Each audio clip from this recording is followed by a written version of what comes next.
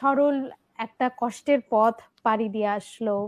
তারপর সে তার স্বপ্ন পূরণ করবার জন্য সরকারি চাকরি পাবার জন্য পড়াশোনা করলো, এবং তার চাইতেও অনেক বেশি কষ্ট করে এখন সে বরিশাল সিটি কর্পোরেশনের ইঞ্জিনিয়ার।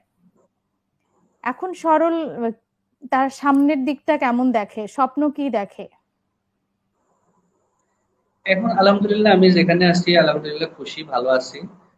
আর সামনের দিকের স্বপ্ন বলতে আমি পরিকল্পনা আছি যে আব্বা আম্মা আহ, যতদিন বেঁচে থাকি বা যতদিন আব্বা আম্মা বেঁচে থাকি ততদিন তাদের সেবা যত্ন করা, এবং তার পাশাপাশি আমি মানে মন থেকে বলতে চাই যে প্রথম আলোর সাথে প্রথম আলোর সাথে প্রথম আলোর পথ চলার সঙ্গী হয়ে থাকতে চাই। কারণ প্রথম 2009 সালে, 9 সালে না 8 সালে আমরা প্রথম গেছিলাম, কারণ কারণ বাজার ওই ভবনে, প্রথম আলো ভবনে। তখন আনিসুল হক স্যার বলছিলেন যে আমাদের এই কাজটা হচ্ছে যে নিজের খেয়ে বোনের মোষ তাড়ানো। তখন এই কথাটা মানে বুঝি নাই, কিন্তু এখন বুঝি যে না, এটা দরকার আছে।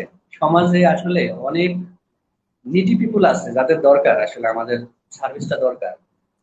তো এই প্রচেষ্টা, প্রথম আলোর এই প্রচেষ্টা অব্যাহত থাকুক আমরাও চাই, এবং আমরা প্রত্যেকটা অঞ্চলে যত অদম্য মেধাবী ছড়িয়ে আছে তাদেরও উচিত, বা তাদেরকেও আমি বলবো যে তারাও প্রথম আলোর এই পথ চলার সঙ্গী হোক।